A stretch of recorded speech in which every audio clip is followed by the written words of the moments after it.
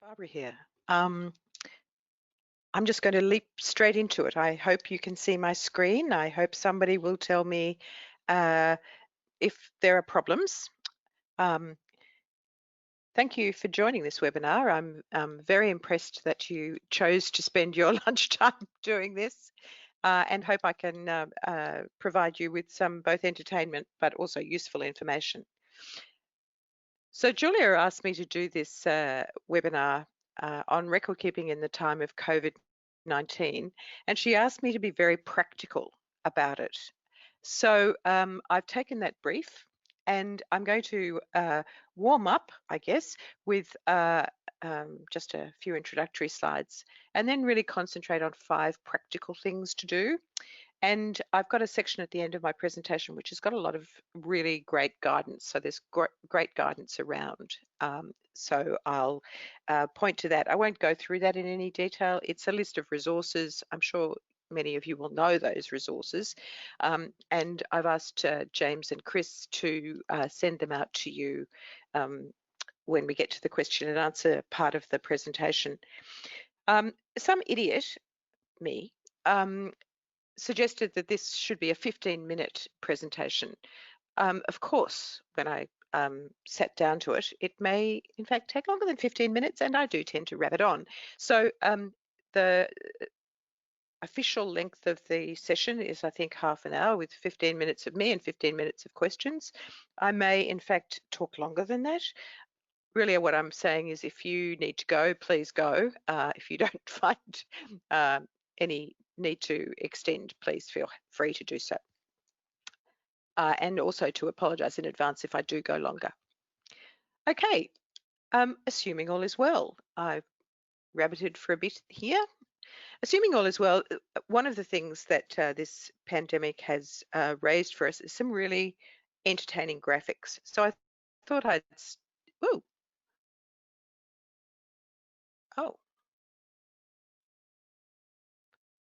Hello, I don't know what that was about. Can you see me now? Not sure you want to see me, but okay. Sorry, I'm just having a bit of a technological issue here. No, I don't want to do that. You are seeing my screen, aren't you, folks?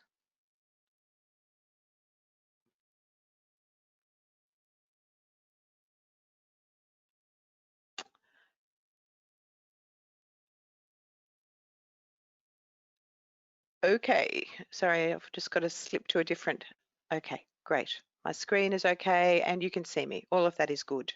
Right. It's very disconcerting, this, oops, you can see that too, probably. It's very disconcerting, this technology. I don't know what you can see, and although I've got my screen up, anyway, enough of that.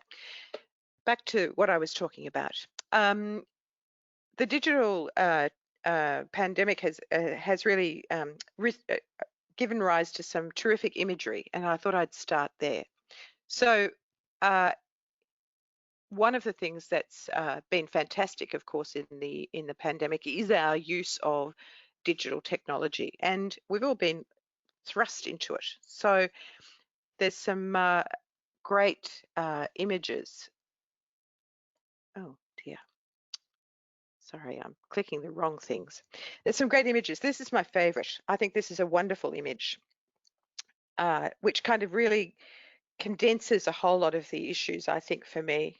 Unfortunately, I haven't got an attribution for it. It was something, as I have a tendency to do these days, that I nicked off Twitter, but I just thought it captured the whole immensity of the change that we've just suddenly embraced as a grenade. It's blown things up, and the keyboard on the grenade I thought was particularly good. My next favourite is this one, which I'm sure many of you will have seen. Who led the digital transformation of your company?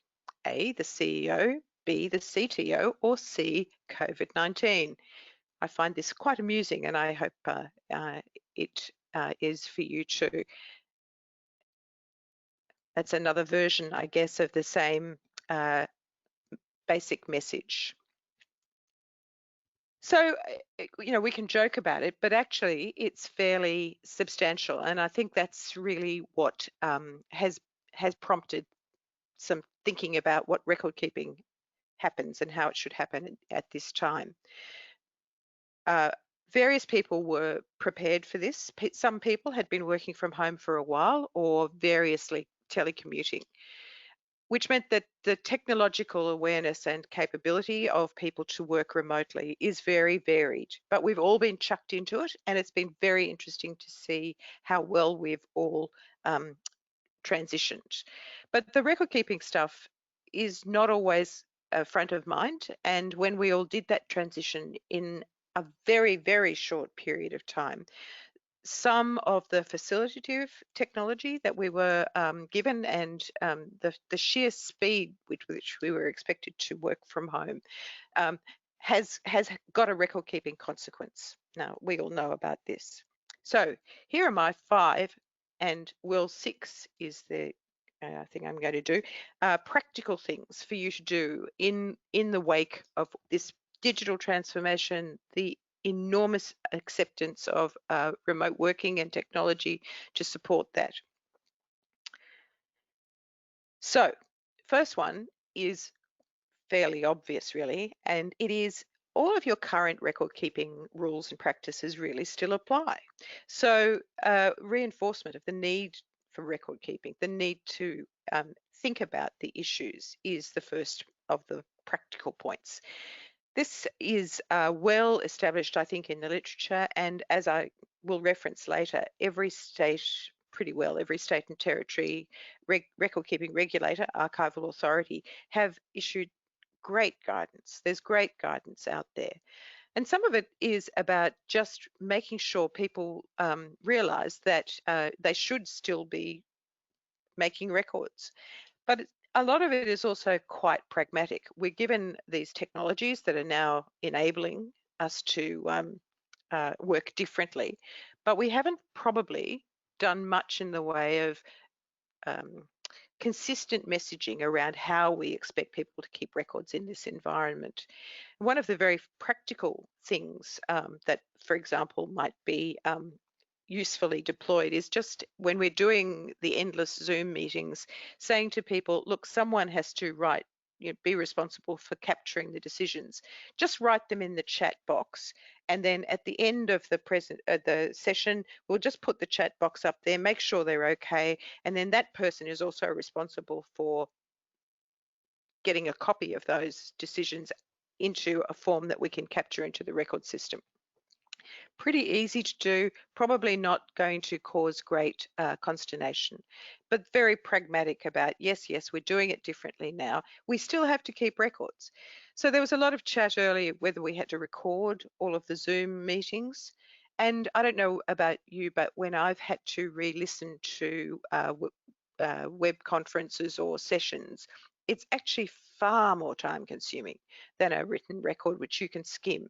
So really, there is no need to record Zoom meetings per se. But of course, we have that facility, and some people think that's the way to go. But really, I think that we have to be pragmatic about, will they ever be used, and what's the point? Alternatives can be deployed. So making records is the first one. You still have to do it, everybody. Storing records is the next one. And again, I think we've thrown out some of the corporate rules around this. And these comments, I should have said at the beginning, are rather dependent on the situation that you face. So some of you will be connected to work through VPNs and therefore be able to access the systems as you always have. But some of you will not. And some have got access to cloud-based technology, which means sharing of documents and the ability to remotely reference documents is already there. But again, some may not. So things like guidance around storing records needs to be pretty pragmatic and needs to be tailored to the reality of your organisation. But whatever you do, I'm suggesting that some routine stuff needs to be put in place.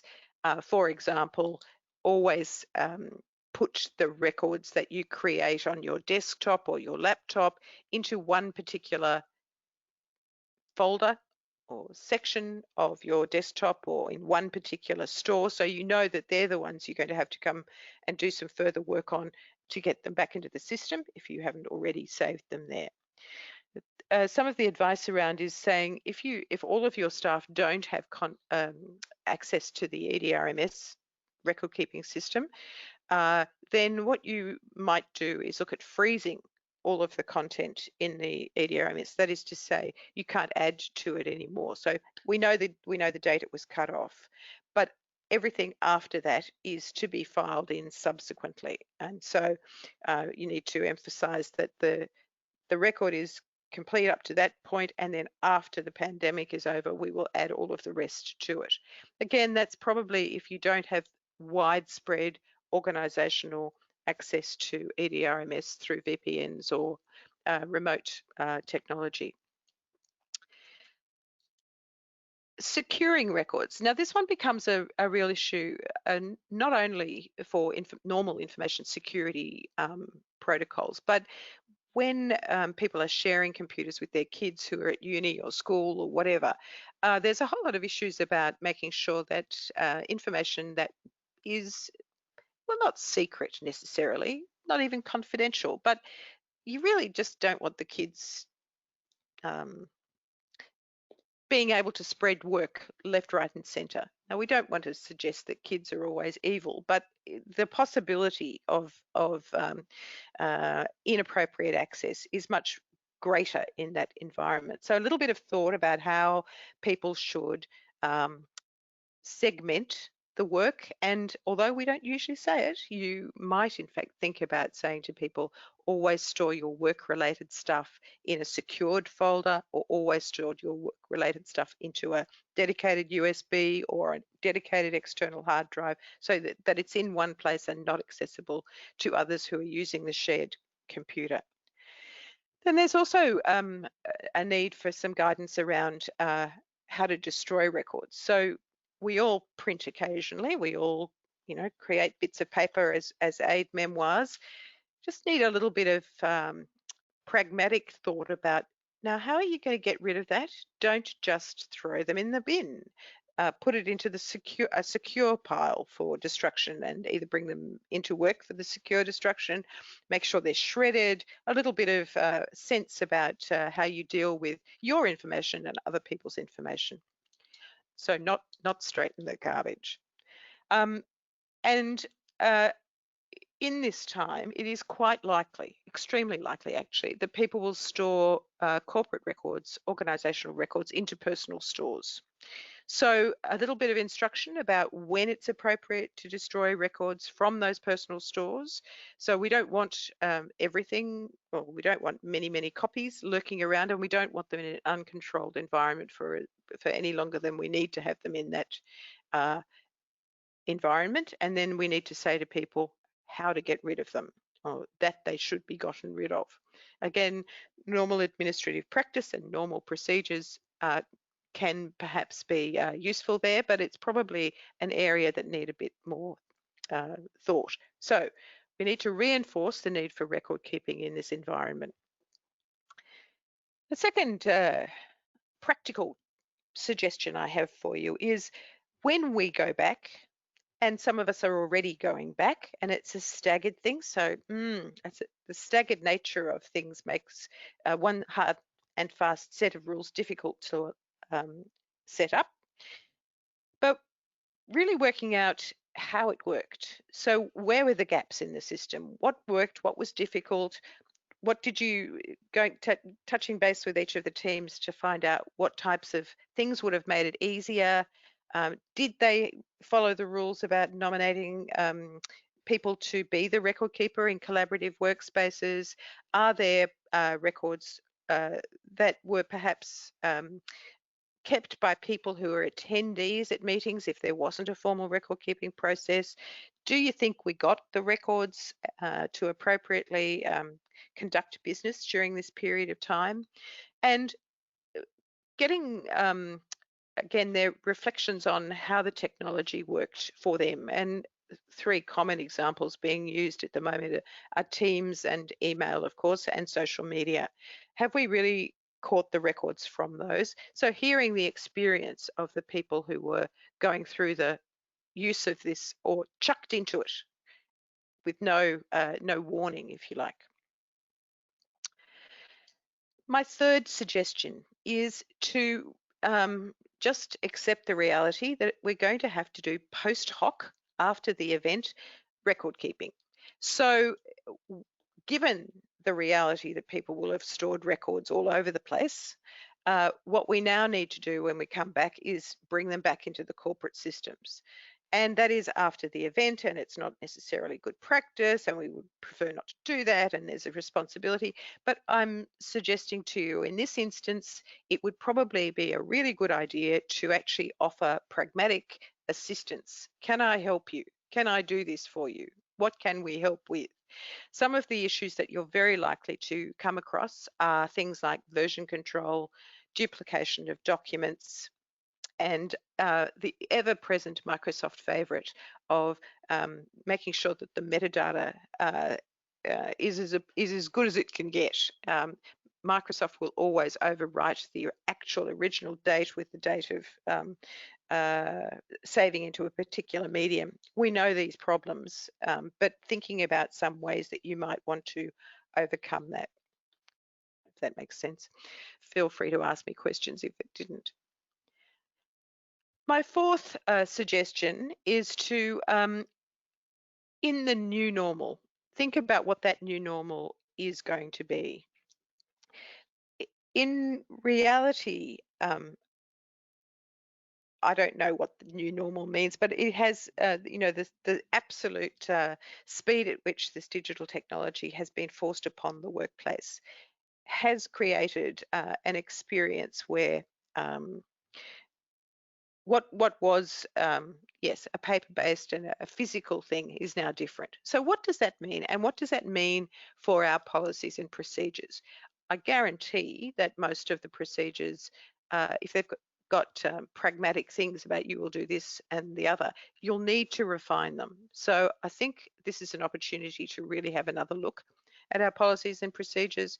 Are they practical? Can they be achieved? How do we vary them? In what circumstances? Who does have access to the VPN type technology and can use the systems? Do we need to roll that out? What are the security protocols? Are they good enough? Are our infrastructure and our systems good enough? Can we actually work remotely if we need to work remotely? Again, a slight variation of the storage stuff. What can you allow in terms of short-term storage, given that the reality is, I think, that everyone's stored stuff everywhere? What can we allow, and what responsibilities go with that loosening up, if that's what it is? How do we actually make sure that there's some controls and that individuals know what they have to do? And I think one of the most tricky things that I can see happening is that some of the workforce will be remote and some of the workforce will be on site. We are likely to have a much greater uptake of a hybrid work environment where teams will continue to use the technology, but then teams will also be working on site. And that makes for a different set of arrangements. So in one way, it's kind of easy to write rules when everybody is remote, because everybody has the same experience. But when some are on site and some are remote, that's another challenge I think that we have to start thinking about as we come back from work. So my fourth practical suggestion is look at your procedures and see what actually has to be amended. And my fifth one is about the records of the COVID experience itself. The contact tracing documentation is immediately of interest. And I've had some people who, not with any malicious intent, I'm going to say no malicious intent, but who are, I think, capturing far too much information in an attempt to create some type of registers of who's been in what place at what time. So really, we need to think about what proportional information capture is responsible, should be.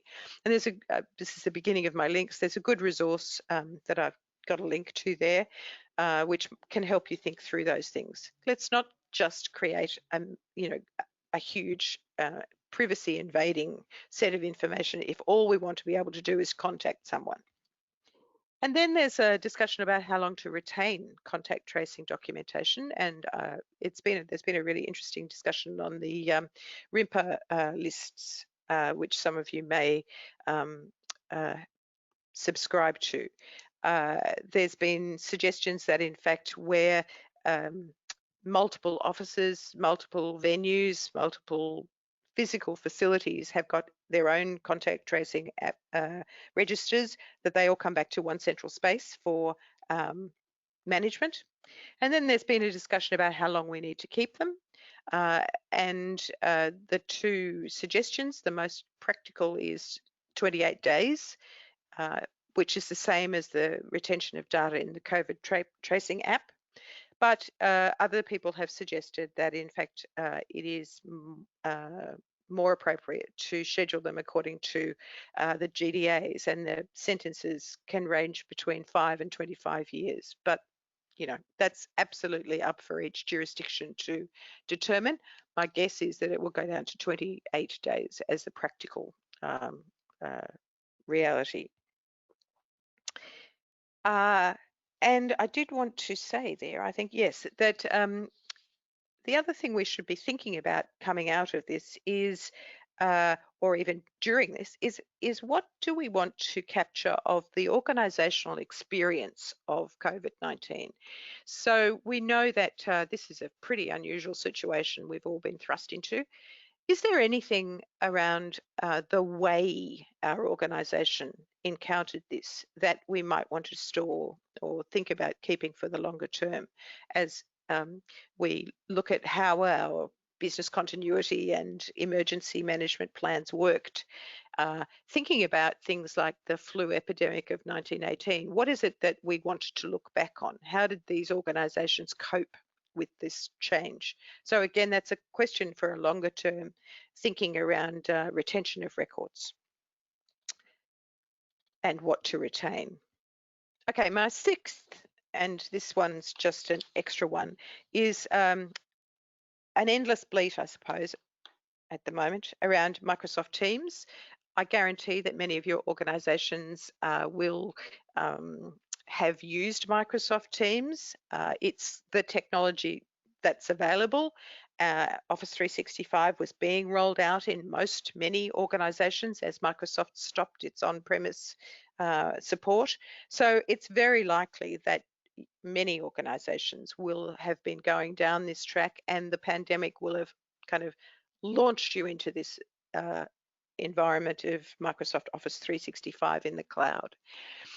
It's fantastic that that was available, and that will have made our work much, much easier. So I'm not casting nasturtiums particularly about that. It was a fabulous facilitator. However, we know that there are big problems with the Microsoft Office environment and record keeping. You know, there are problems. There's likely to have been minimal configuration for record keeping and the capture of records. It's likely to have been thrown up by IT. It will have been based on organizational structure rather than anything else. So that's quite fluid, as we know. It's extremely likely to have little or no integration with your existing record system. And there's probably extremely little guidance for staff on where to store stuff, even within the Office 365 applications. So, for example, you can store stuff in Teams, in OneDrive, in SharePoint, and really, particularly given the speed of deployment, there's probably not very much in the way of guidance for staff. And so records are a real problem. And what I'm suggesting, for those of you in that situation, it's probably a really good idea to have a renewed look at the configuration after this epidemic episode is through. And there is terrific practical guidance emerging, and I'm referring particularly to the PROV's guidance. And again, I've given you a link there. Okay, I've probably rabbited on far too long. So this is my section on links to great guidance. The guidance will be distributed, or the presentation will be distributed, so you can follow these up as you will. Referencing the types of guidance around, facts from various archives, New Zealand, and of course the ASA itself has done a really, really good job of putting a whole lot of resources on the website, and so too has the UK. The ICA, of course, has written a fabulous statement, which was wonderful to see. Their 3 principles are that decisions must be documented, records of data should be secured and preserved in all sectors, and the security, preservation, and access to digital content should be facilitated during the shutdown, which raises a whole lot of questions about the accessibility of archives, the archival collections, the holdings in these times, which is another thing we could think about. The other, there are 2 things I'm just going to muse on very quickly. It looks like the experience of the pandemic from the average person is going to be pretty well documented. There's seemingly every collecting institution has asked people to share their personal experiences of COVID-19. One of the more bizarre that I heard about was the one that Australia Post has entered into with National Archives, where you send a postcard, Dear Australia, to talk about experience. SBS has got one. You know, there's many, all of the collecting institutions are doing it. There are questions about whether it's actually going to collect a societal-wide picture. You know, archivists are never happy, but are we really capturing the marginalised voices, or are we capturing just one particular slice of Australia? There is a great presentation around by Dr. Julie Fenley, and I would recommend it to you. Again, a link there. And the other thing I'm just going to point you off to is this whole conversation that's happening about how to wake up archives, how to bring archives back after the pandemic. It's an interesting conversation. I kind of looked at it with some amazement, and that probably reflects our experience here in Australia, because we have been so lucky not to have the Italian experience or those of other people. But there's some interesting guidance around if you wanted to know what that guidance is. Particularly quarantining records after use. It's a bit of a bizarre one. 72 hours is what libraries have been recommended. There's some suggestions that it might be 24 hours for paper in a sterile room. Yeah, okay. And in Italy, some guidance from the conservation sector saying 10 days, which seems excessive to me. But then, as I say, we haven't had that experience. So here are just some resources around the experience of waking up archives. And that, my friends, is that. So now, I think at 1:30, I need to look at the questions to see if there are any questions.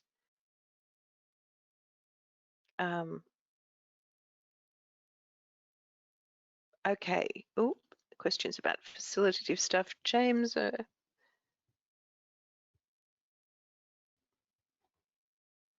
Okay. Oh, I really appreciate those comments, but I can't. We do have a couple of questions. Okay. One from Joanna Sassoon. Joanna's asking, she says she's interested in what thinking about practices may have changed during the pandemic. For example, the idea of witnessing documents such as wills in the time of social distancing. Yeah, this is an interesting one. I think at least 2 jurisdictions, New South Wales and I think the ACT, have enabled legal witnessing of documents via video conferencing facilities. So again, it's going to be different for each jurisdiction. And again, it raises the fact that we're actually quite innovative animals and we can adapt. But I know that JPs and the statutory declaration type things can be facilitated, certainly in New South Wales, around appropriate witnessing of documents, which is fascinating, really. But jurisdiction specific. Have we got any others, James? Or We have a couple of other people saying thanks. Oh, well, that's easy. Thank you very much. The handouts should be available to anyone who wants to download them now. Oh, here we go. Catherine's got a comment here saying the New South Wales Electronic Transactions Act has been amended for COVID. Thanks, Catherine. Presumably, I mean, most of the electronic transaction, should get Catherine to, tell us more. Perhaps it was around the witnessing, because the Electronic Transactions Act, of course, provides equal weight for electronic transactions to paper transactions.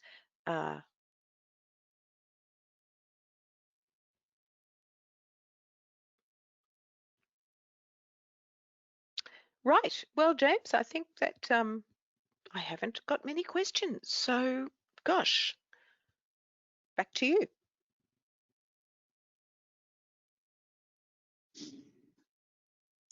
One more comment from Catherine saying check the latest issue of For the Record. For the Record is the yep. No, yep. We have a question from Lydia asking, can you talk more about what you think organizations should collect in a COVID-19 archive? Well, I think this is probably a pretty big question, Lydia, and I think that it goes to a whole lot of stuff, so we could get theoretical. So thinking about what people, the urge to document, right? There's an urge for human beings to document and to share their experience. It comes out at times of crisis. So, thinking about the Martin Place siege, disasters in various other countries. There's stuff about the Japanese tsunami. So there's kind of an upwelling of community needing to express themselves. Now, I think that's what the collecting archives and the initiatives to get people to contribute are about. People just need to come together in some way. There's interesting things about whether archives need to keep all of those and how long you need to keep them and how you document them. So in the wake of disasters like Martin Place, the tributes that were given, there's quite a lot about do we keep records of the tributes? And the pragmatic response is we keep a record of the fact that there was an upwelling of grief. We might keep a sample. We might memorialize in a different way, if that's what we're thinking about, the memorialization. Now, it begs the question, actually, as to whether there has been undertakings by the collecting institutions that they will maintain these records that are contributed forever. So that's an issue. The other side of it is what do organisations and individuals want to record about how they experienced it? And I suspect that that's going to have to be a retrospective thing and a reflective thing. What changed? What was good? What was bad? How did it change our business? Because I think there will be, this stuff about the new normal. I think it will change and we won't bounce back or snap back to exactly the way we were before. So keeping an eye on that, I think it's going to be an interesting one to work out how we document this stuff. So probably just a rave there, Lydia, but hey. We've got a question from Michaela asking about, do you have any advice on the use of transcription from recordings in Microsoft Teams?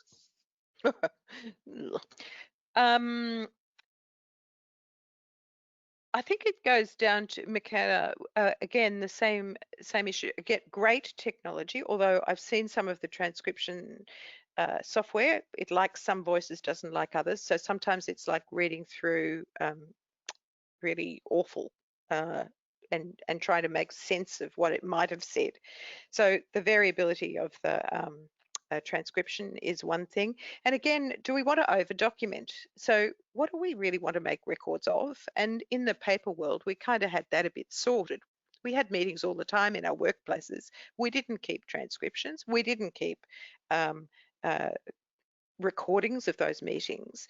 The technology is enabling us to do so, but do we really want that? And there's also the issue of you'll get people rabbiting on about stuff and possibly even inappropriate things for the record, as it were. So I think it's a much better thing to be a bit focused. We need a record of the decisions, and we don't necessarily need the chatter. So I'd still urge a focus on that one rather than everything. We've had a couple of comments about the Dear Australia initiative. Yeah, about which I don't know very much, I might too. Joanna Sassoon has asked, given the Palace letters decision and the fact that these letters are being preserved in the NAA, what do you see as the status of these records? Thank you, Joanna. That's a nice curly one. I think that's a really big issue. I think that the undertaking that is sitting behind the initiative really needs to be thought about. But the other thing, like all of the contributory things, I suspect professionally we haven't really got our head around it. Doesn't actually necessarily belong to the organisation. Is it under? So this goes back to donations, right? Do we own the donations? Did we get ownership of it? Can we make decisions about the disposal of stuff that we've been donated? Would this material come into that category of records? Have we got the legal basis established?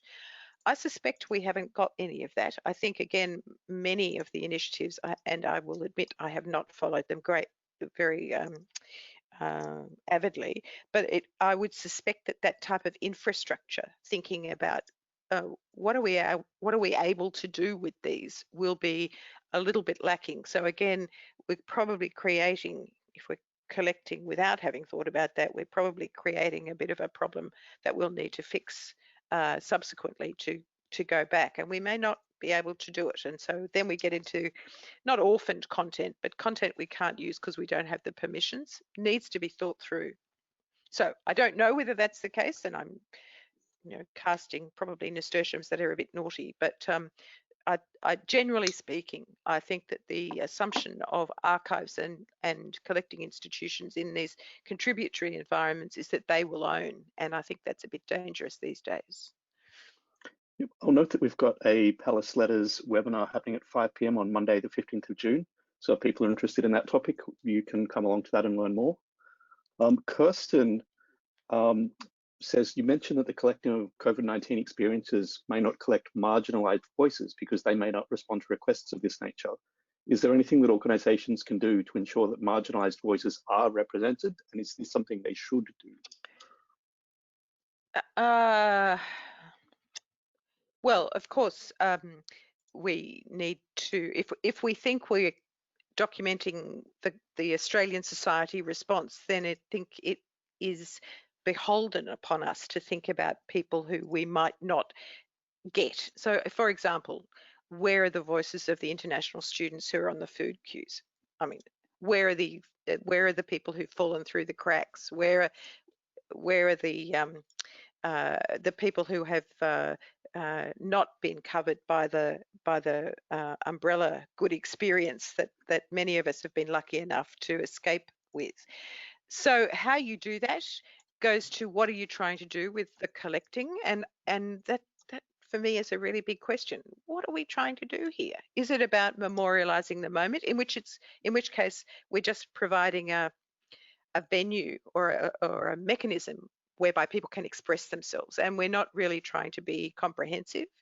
Or are we trying to be comprehensive and make sure that we get those who haven't got the technology, who might not normally want to engage with us, who have got kind of a different view than the norm? So I think that it goes down to why are we documenting this, and that larger memorialization type of conversation, which generally speaking we haven't really had much of, although there are glimpses of it in other disaster scenarios. So great question. Someone should do something about that. Catherine asks, do you think the security register who has attended the building date with their time and contact details is satisfactory for contact tracing register, or should the contact tracing register be separate? for me, and I'm no great expert and I haven't looked at the regulations, but for me, it sounds like that'd do it fine. If it gets everybody who's been in contact and or in the building at a particular time, and it already captures that, yep. Again, I mean, what information are we collecting? So what's the point of the contact register? If there is an outbreak, we need to be able to contact the people who were in the vicinity of the infected person at a particular point in time. Have we got enough information to, in fact, do that contact tracing? And I would have thought a security register would have been absolutely fine. But I'm not specialist in that area, and I haven't looked at it. So there's a proviso there. Janet notes that some institutions are quarantining records, physical records, so that you can't access them for up to 24 hours after they've been handled to minimize the risk of spread. Anna asks, with lectures being delivered online, students have expressed concerns around privacy and how records were collected from Zoom. Could you comment? Oh, well, I know that the whole Zoom and privacy thing was going on early. My understanding is that there were insufficient controls about who could get in and who could get out and what securing a Zoom environment. My understanding, and again, don't hold me to this, but my understanding is that that's been fixed and that there was work done and it's kind of been upgraded. So I got various messages from organizations I work with saying, please make sure you've downloaded a particular version of Zoom, a recent one. So there might be that. The other thing is, again, my son is at university, and I know that one of his lecturers was just told to go online, and he was not prepared. He was not of a generation who found it easy and intuitive and whatever. So really the experience of people is going to be really different. The amount of technical support, the amount of, how they did it, all of that stuff is really, really variable, including issues around the privacy of students in that environment. And I suspect it's, again, lack of guidance about how to deal with that. And that's exactly the type of thing I think that we ought to be thinking about. How do we give better guidance about what's appropriate and how do we move that going forward? But sorry, not much more to say on that. Jean notes that many people are finding that the changed circumstances are increasing their workloads and having cognitive effects, making it harder to concentrate. Do you think this will affect the quality of records being kept? I don't know. I mean, the issue, I think everybody was super anxious at the beginning, and who knows? I mean, it's absolutely individual, and particular people were more traumatized than other people around this stuff. My sense is that it's calmed down, but that's only my sense. I think that rather than the quality of the record that is created, it's whether the record was created at all. That's probably the issue. And my guess is that when people are feeling super stressed out, they kind of won't intuitively follow the rules. Things will slip. I don't know, Jean. An interesting one to think about. I don't know that I think the content would be any different if the record was made. I suspect it's if the record was made, but don't know. Right.